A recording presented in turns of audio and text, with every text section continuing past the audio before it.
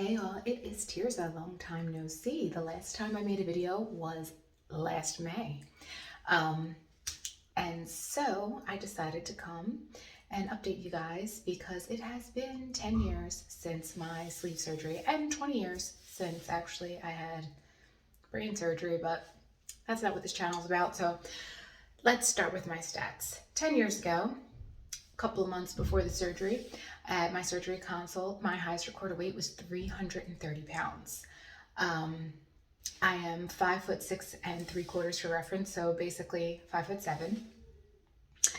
And I lost 36 pounds so that the day of surgery I weighed 294 pounds. In the 11 months following that surgery, I got down to 165 pounds. So I had lost a total of 165 pounds. Never really had like watch your mouth, girl, watch your mouth. Never really had a whole lot of restriction except for in like the first month or two.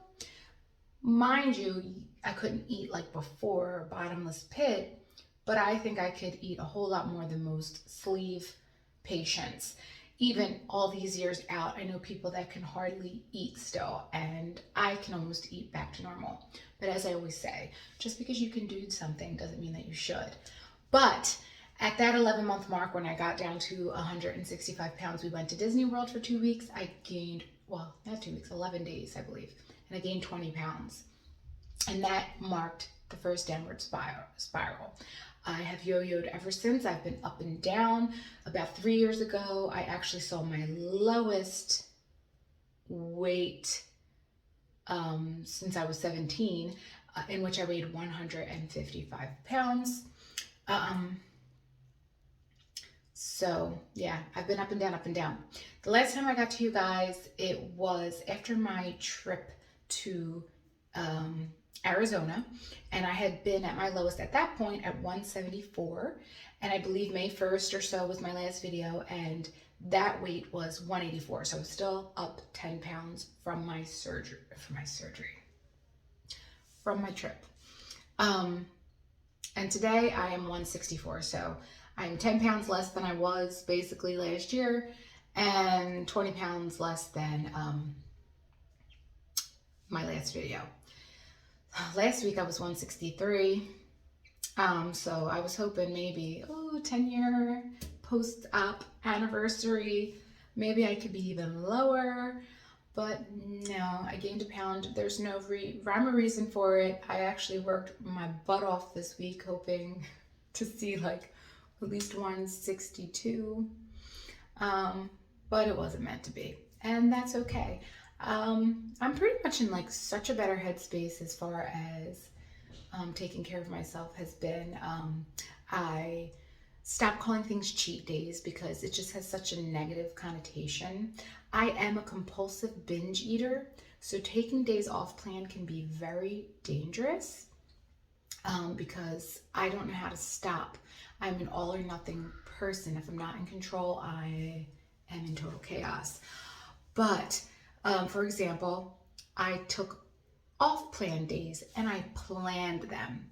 Sorry, Reggie. And that has been successful for me to plan them. Like when my husband takes me out and then he's eating the bread basket and that's like triggering me and all that stuff. And it'll just be this one day. And he'll be like, yeah, you're doing so great. Just have it today and then tomorrow we'll be back on plan. But then I'm not back on plan for 30 days. And I've gained half of my weight back or more because I can gain so quickly. And now that I'm in my 40s, the weight doesn't come off quite as quickly. So anyway, I digress. When it's off plan like that, it seems to be worse. But I promised myself that I would allow myself to eat whatever the day before Thanksgiving and Thanksgiving Day. Normally I can stay like in a ketogenic or low carb diet for Thanksgiving. It's not a problem. But with everything that's going on in the world, we weren't sure where we're going.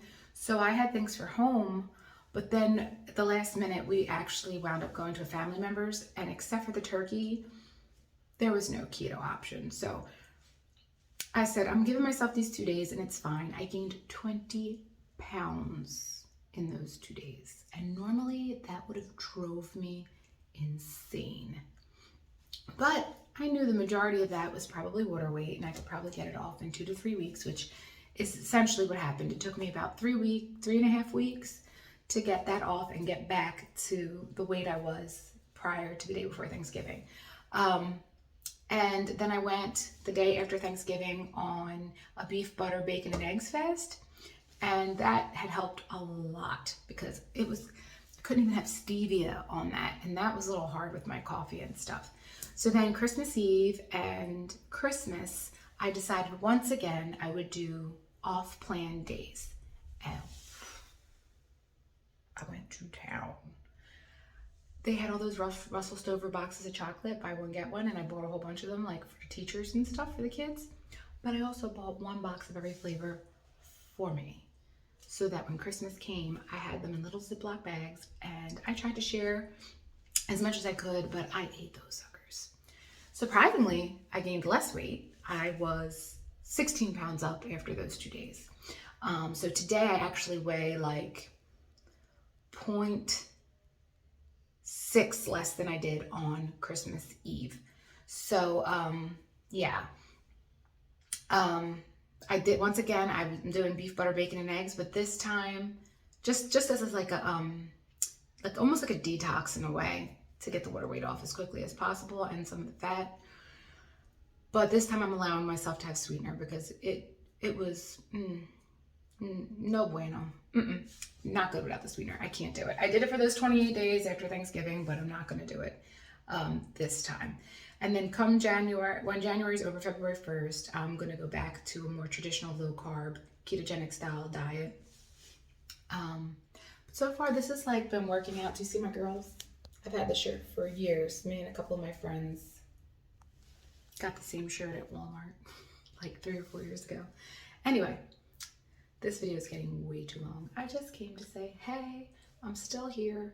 I'm still trying to be on the grind and do this thing. After all these years, I still don't have it figured out. I think the main thing is to realize that I'm an addict. And that sounds so silly, but I think once you embrace that and I know I am a compulsive binge eater. Once I've accepted that, I feel like it's been much easier for me to kind of stay on track. I'm very proud of myself that I took those 2 days in November and December and was actually able to get back right on because I've never been able to do that before. But I also have to be careful to make sure these days are always planned ahead and not something I've just done spur of the moment, and that I have a plan to fix the damage I've done going forward. If I listen to the carb addiction doctor, Dr. Cyrus, I probably shouldn't be even doing these off-plan days because, like he says, you wouldn't just have a shot of tequila if you're an alcoholic. And he's right, but I feel like I'm just gonna keep doing this for now until it stops working. If it stops working, then we have to reevaluate. My next off-plan day is going to be not my birthday, which is April 7th. I'll probably do some not great foods like keto brownies or something, or a cake, whatever. But I'm gonna do my off-plan day on Easter because I know, gross, I want some black licorice jelly beans. They're my jam. And I want some Zittner's chocolate eggs, double coconut preferably, and buttercrack preferably. And yeah, I'm gonna make a ham, which is not low carb because it has like the pineapples and brown sugar and all that jazz. So yeah, that's my next day. So I'm trying to keep it tight up until April 17th. So that's gonna be a little tough. But like I said, February 1st, I'm adding back in, you know, other foods and stuff, not just sticking to beef, butter, bacon, and eggs with coffee and sweeteners. So anyway, I'm gonna end this here. I'm gonna add my pictures from April 1st compared to now. I don't really see that much of a difference. My measurements are really, total body, the difference in measurements, I'm like -2 inches, but that's from everywhere. So it's really not much of a difference of how I look between April 1st and now. And I'm still going to put it in all my little stat things just to stay consistent. And until next time, guys, I'll talk to you later. Bye.